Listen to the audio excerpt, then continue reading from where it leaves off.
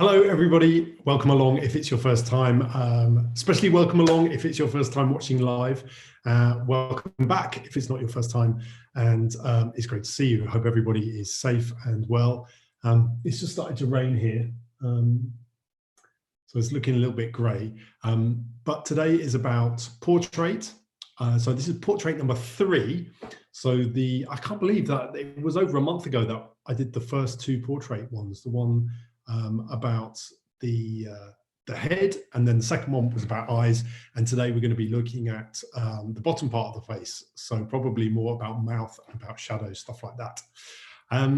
So I'm going to do that's quite a small amount of work that we've got to do today compared to what we've been doing before. So really what I'd like to do, I'd like to encourage you to use the comment section and ask any questions, and I will try and help you with any questions about portraits as we go on later.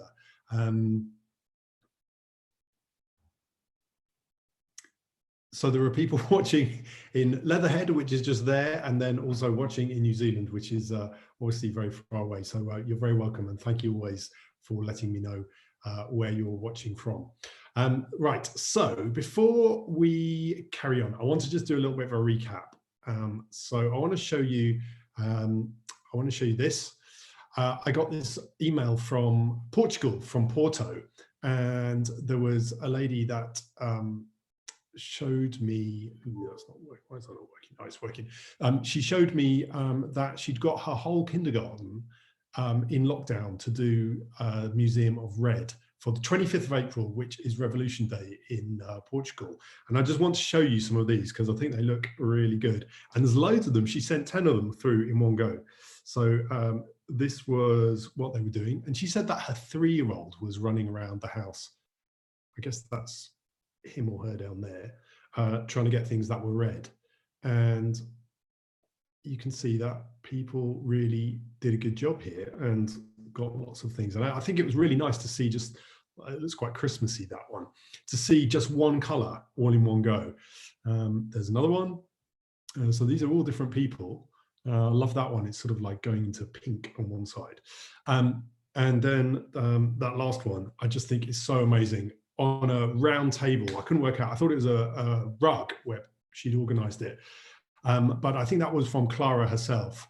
I just thought that was a really, really beautiful way to do the Museum of Red. Also very important for them. And thank you very much for doing that. It really, it brought me a lot of joy seeing that.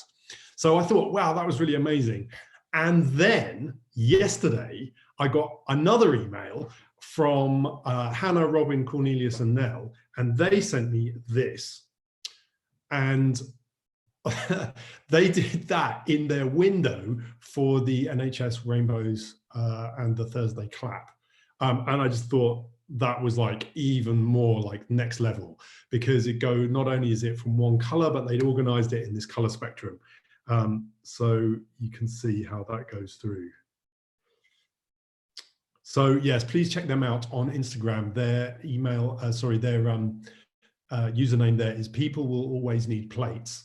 And I just think, yeah, they've done an amazing job there from left to right. So that really blew me away. And I was really excited to get that. So yeah, absolutely fantastic. Right, so there's that. And then I want to just recap, because I don't think I rushed the end a bit about the abstraction a little bit. So there's all the finished little canvases that I did on the last tutorial, which was about abstraction. So remember, abstraction can be a verb where you abstract something figurative. So you abstract a person, a landscape, a car, a building, something like that. Or you can just make something that is abstract. So these are some paintings which are abstract. So abstract as an adjective. And I did 16 of them because I only wanted one that I liked. So there were the final 16 dry and taken off that back sheet. And then I got them down to 8. So I got rid of 8 that I didn't like so much. The ones that we're getting rid of, probably like that one in the corner, I just thought that was a bit kind of muddy and not very interesting looking. There was another one which I thought, just was just a bit confusing. And so, yes, I got it down to those 8, which I really liked, for different reasons. Sometimes brushstroke, sometimes composition, sometimes something like that. I really love that one, where it's just like a little bit peeping out there of the fluorescent sticker. That one, I really love the brush mark in it. So I didn't really have any agenda apart from the fact that I was going to edit. So then I went from 8, and then I went to those 4. So I got rid of some that I liked. I realized that what I was doing, I was getting rid of the ones with the brown spray paint. So I know that was a bit of an emergency, and I should have really probably stuck with the black spray paint, because I was introducing another color there, which maybe complicated it. But those were the ones that I got down to. So really, there's sticker, tape, circle, paint, and graphite. So there's only 5 elements in each of those. And then I got down to those final 2. Oh, and sorry, the post-it note was the mask. So that was, you can see there's a really nice, so it's nicely masking off. That's where the post-it note was, and there. So that when I went over with the brushstroke, it masked it. So those 2, and then that one was the final one, which I showed you last time. So sorry, it was a little bit of a rush last time. I was trying to do a little bit too much maybe, but that's how that one ended up. So today, let's go back here, and we're going to be talking about portraits. And I was asked to talk about shadows. Somebody suggested that, and about mouths. So that's really what the topic of today's class is going to be about. So let me just get this arranged so I can show you the next thing. Right, I want to show you this next. So I was thinking about self-portraits in particular, but it could be anything. But I think self-portraits are really critical when it comes to this next thing that I want to show you. So this is a self-portrait by Vincent van Gogh. And we all know that he had a very turbulent personal life, a very tortured artist, you know, and he looks suitably miserable, I suppose, and intense in that photo. And then there's another amazing artist, Lucian Freud, self-portrait, and, you know, he looks pretty grumpy there as well, right? And then this is a painting by Gwen John, and she looks very nonplussed. So in all those 3 portraits, they're just looking fairly grumpy or concentrating, or, you know, just not smiling. And I think a lot of the time when we take a picture, a photograph, we're used to smiling. So I thought about that, and I thought about painting or drawing your own portrait, and thinking about what we like to project and what kind of persona we like to project.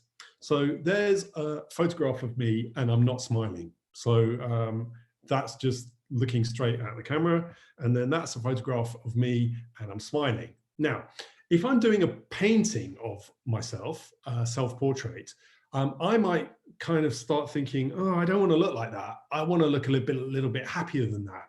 And I want to start to think about projecting a happier image. So I thought about doing this experiment, which was keeping the top half of my face, not smiling, and then just smiling with the bottom half of the face. And you can see from that photo how weird that would look if I ended up painting a portrait. So, of course, a camera is a snapshot really quickly, whereas when you're doing a painting or a drawing, you're spending a long time doing one part, then you move on to another part, then you move on to another part. Even if you start kind of working on everything, you kind of move through time and your face changes. It gets, you know, you're concentrating, it's not going very well, so you're looking really intense, but very rarely are you smiling at yourself. But I think a lot of people think, you know, in a kind of vain way, they want to look good in their self-portrait. But that shows you how ridiculous it would be if you painted a head, you started painting the features, and then you thought, right, I'm going to make myself smile. It just wouldn't work. And so then that's the opposite. That's the grumpy bottom part and the smiling top half. Okay, so you can see that my nose is right in both of those, but, you know, it just looks ridiculous. So hopefully that is a reason why you should resist smiling in self-portraits.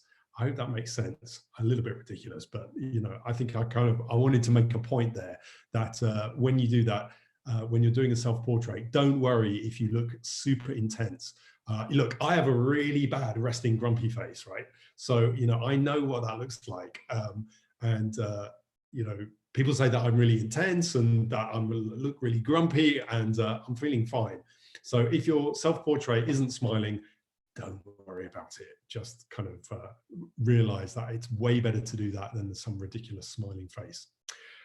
Right. So with that in mind, let's get drawing. I want to see. Yeah, please keep asking some questions there. Right. Let's move on to doing some drawing. Let me get this up. Right. So I don't know about you, but I've been watching Normal People on BBC, and I think it is an absolute, I love it, but it's an absolute brilliant masterclass in portraiture through the lens of photography and moving image. The lighting is just beautiful, and like every single shot in that program just looks amazing. So I thought I'd use the first part to I'd use the two main characters in that to work with.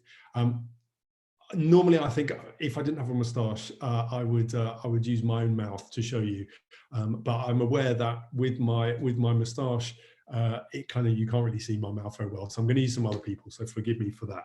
So if we look at the actor first of all, so when you know both the main actors, they have amazing faces. I love looking at them, and they've got all these really moody close-up photos and images of them. And the first thing I'm going to start off with is thinking about mouth, right? So we're just going to put you over here for a minute, but we're going to concentrate on his mouth. Right, now, I think, so that's what it looks like.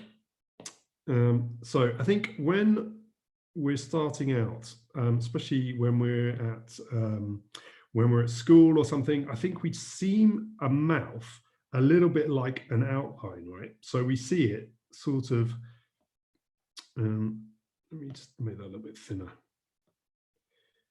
We sometimes see a mouth having these three lines.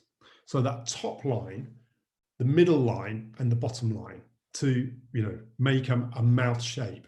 And I think the problem with that is there aren't really very many lines with a mouth. What happens is the flesh on the upper lip moves, it changes texture, which causes that color, but really there's no line there, there's no edge. It's just the fold of skin that goes inside your mouth, round your mouth to your tonsils, and then comes out again at the bottom lip, right? So, but I think in ways to understand it, often we draw a mouth in that way. Now, I'd like you to look at something else, and I'd like you to start thinking, instead of the top part and the bottom part, just thinking about the middle join between the top lip and the bottom lip. So what I'm talking about is this part here. This part here, I'll show you with the mouse. So that part is what we're going to be looking at. Okay, so we're going to be looking at that first. And I always find that is quite good when you start to draw something. If you, let me just position that well. If you start to think about that, the shape that the top lip, the meeting of the top lip and the bottom lip make. So it is kind of a line, but I'm not really thinking so much about the top part and the bottom part. I'm really just thinking about the shadow cast from the top to the bottom, and then that's the point of reference that I use to then think about where the nose might come, and then where the rest of the face might sit. And then once I've got that bottom part right, probably then I'll start to make a line here to suggest where the bottom part could come. And then a very, very small suggestion here of where the top lip might be. Maybe that's a little bit high, actually.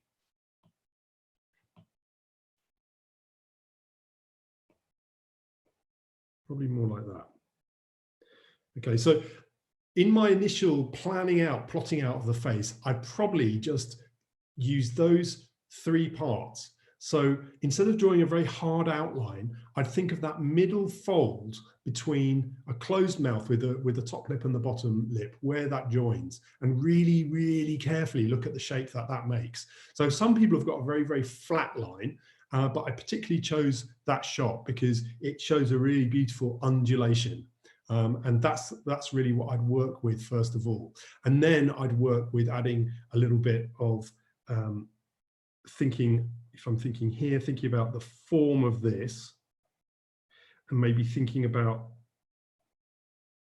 what kind of marks I might make to suggest that the lips were a fold of skin which were coming out from inside. And probably the same here.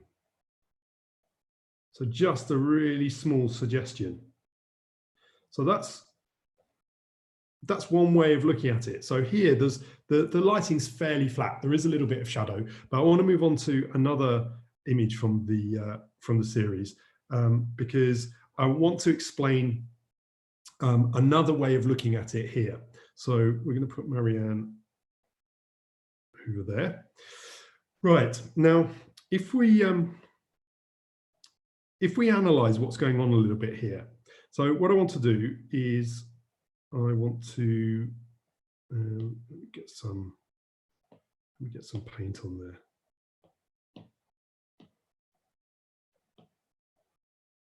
Just want to block some out so I've got nice. So I've got some room. Okay, so yeah, good. That's a bit better. Right. So let's what I'm going to do, I'm going to do a bit of a diagram here. So if you've been watching this before, you know that I love diagrams. So I'm going to think about her profile first of all. So I'm going to think about, whoops, not like that. I'm not.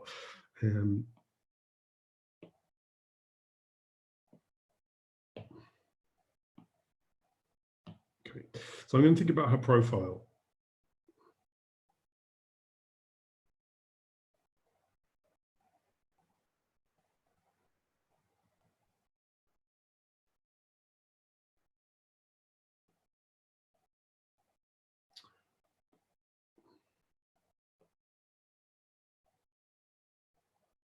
Right, so given that is a rough approximation of her profile, let's think about where the light is. So the light is up here and it's falling onto her face here. And what that will cause us to think about what's happening in terms of the eye sockets. Don't worry about the hair so much, but there'll be a little bit of shadow underneath the mouth, underneath the nose here. And then this area is really what we're focusing on. So if we move across a little bit, I'm going to use something a little bit softer now. If we're thinking about where the light falls, can you still see everything there? Yeah, okay. So if we think about the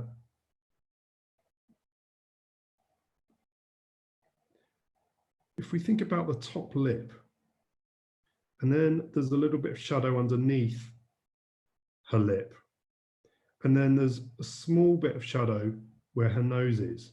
So those 3 marks there, what they are, they're the shadow here. So just there, there's some shadow here, and then there's also a little bit of shadow underneath. So there's light on the top of her nose, there's light on the top of her lip, and then there's a little bit of light on the top of her bottom lip. So once I've got that, I could also then just very roughly think about where there might be a little bit of light.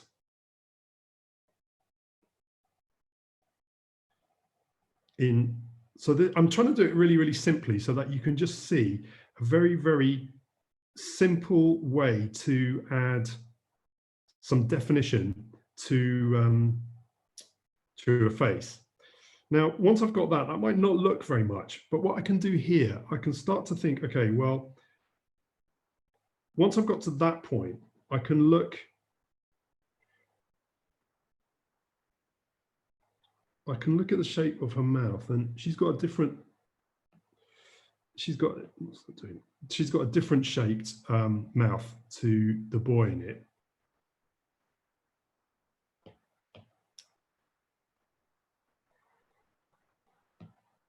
What's going wrong here? Right, we'll start doing, yeah, okay, so.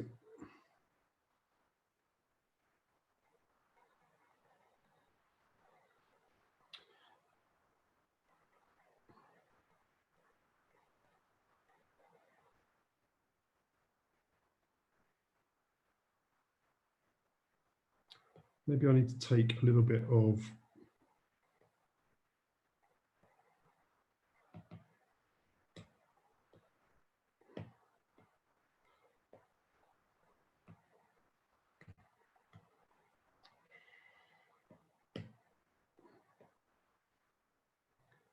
take a little bit of that away.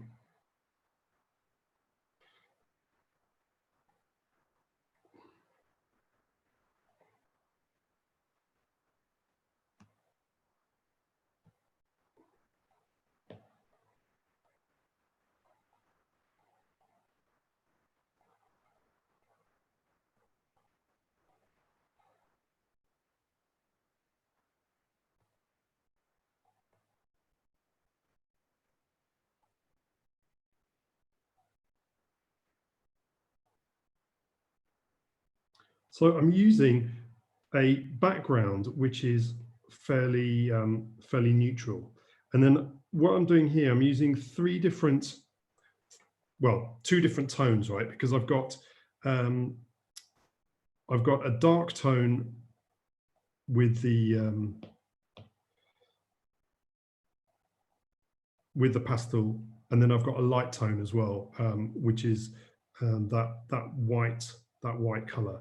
And all I'm thinking about is just trying to think about where the light is hitting some parts and where a shadow is being cast in other parts.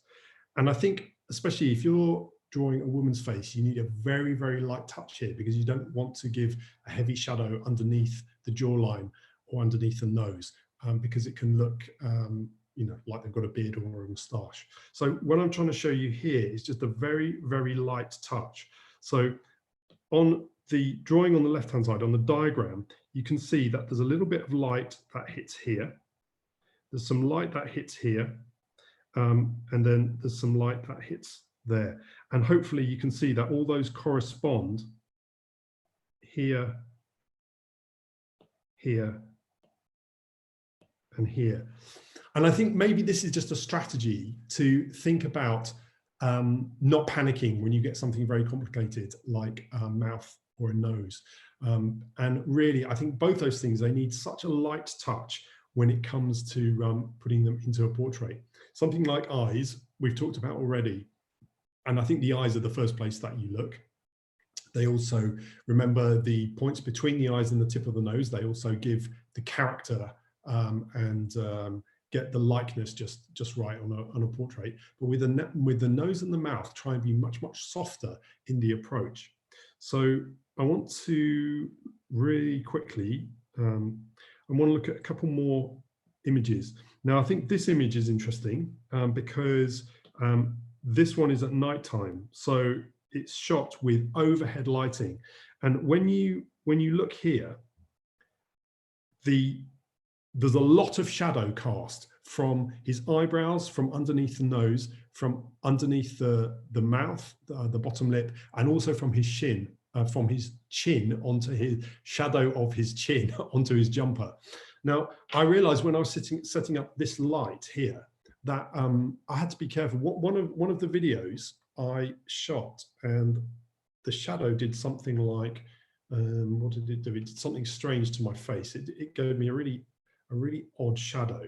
Maybe it's a bit too light, but it did something where the light was starting to give such a strong shadow that it was really, really changing what my face looked like.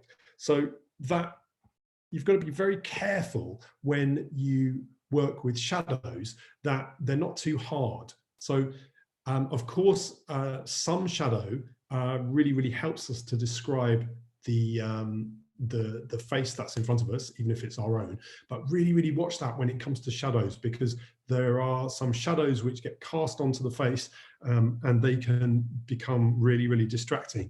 And I think we can see that if we look at the shadow underneath his nose. So as I said, the shadow here, that's not going to help you, that shadow, describe a nose. It's very, very heavy, and you can see here it goes off to one side. So that's going to be really tricky when it comes to trying to paint that. So when you're setting up either a self-portrait or a portrait of somebody else, give some good lighting. So, you know, like as I said, this whole series is like a masterclass in incredible lighting of human beings. So, you know, that's got such beautiful soft lighting coming from one direction, and there is some cast shadow there, but mainly it's just the right hand side of her face that's in shadow. So something like that would really help you when it came to drawing a portrait, because it's a different type of shadow from where there's a direct spotlight like the street lamp. Hopefully that makes a little bit of sense. Right, I've got 5 minutes left, so I'm going to go on to looking at some questions, and maybe I can help you out with some stuff. Okay. Right, so if you paint from a photo, now if you've watched Big Painting Challenge or you've watched any of my videos, you know that I really, really don't think it's a good idea to paint from photos. Both my parents were portrait painters, and they painted from sessions from life, and then they would take some photos to help them when they were away from the model.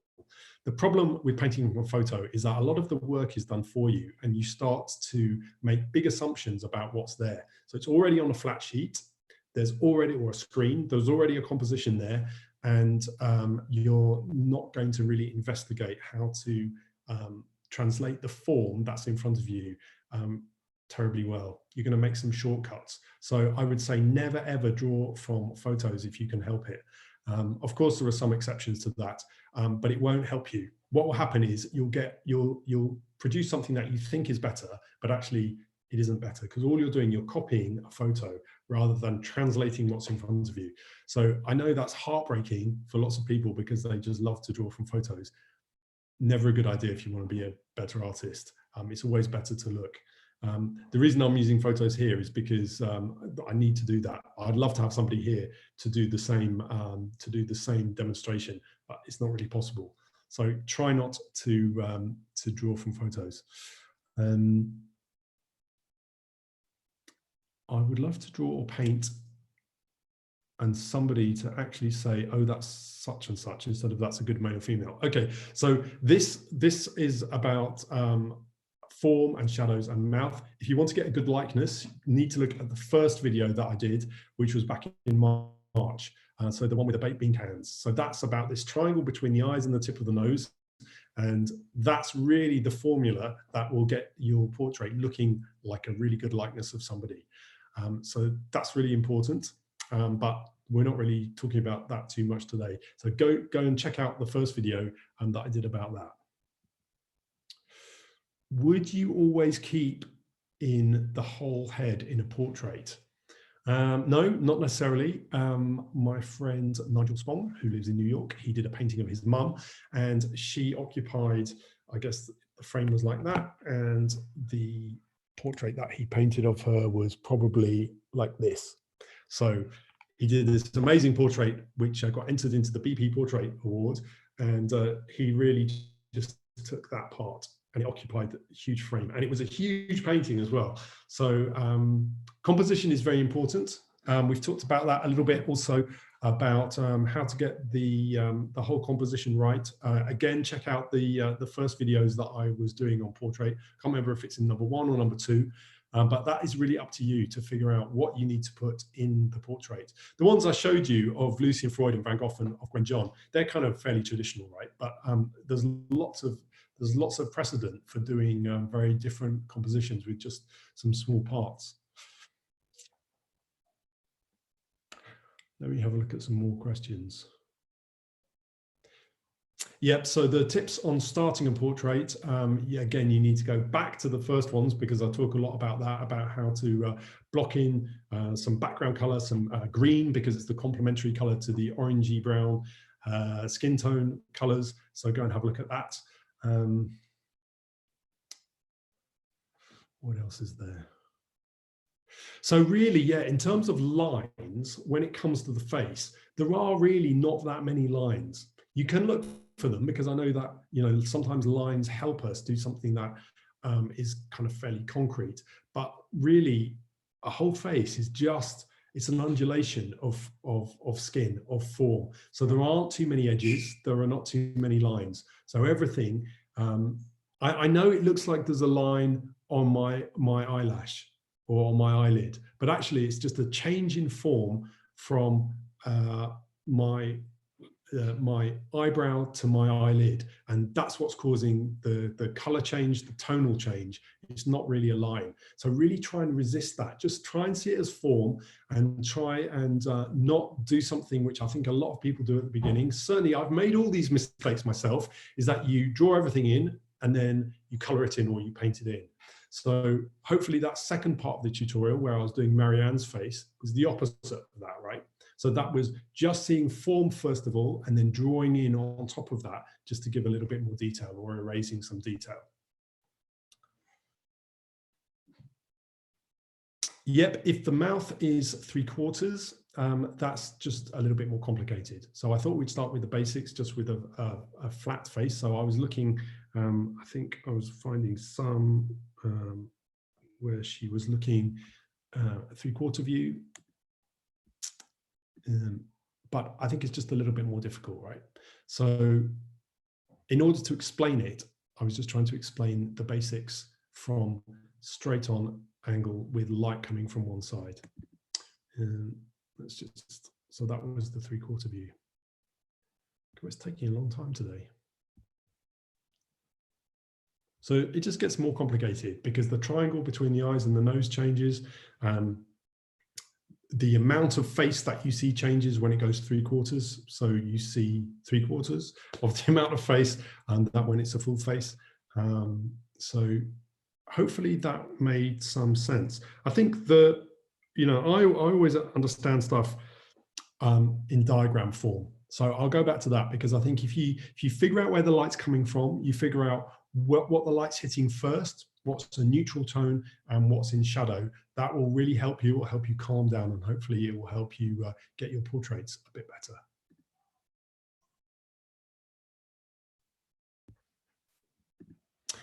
Too many lines. I make a lot of lines when I do a portrait at the beginning, but they're mainly construction lines. So they're very, very small points as reference points. So I keep everything quite fluid. The minute you put down a hard line, you're very, very committed, and it's very difficult to change that. So I think hopefully I've answered some of your questions. Hopefully that was useful. I know that was just kind of a small thing, but I guess sometimes we need to talk about these small elements to get them right. Hopefully you found that interesting. Let me know in the comments section by email, on Instagram, on Twitter, if there's anything more you'd like me to cover. I'll be back on Sunday with a session aimed at a younger audience, and the topic will be exploding sandwiches. So I will see you then.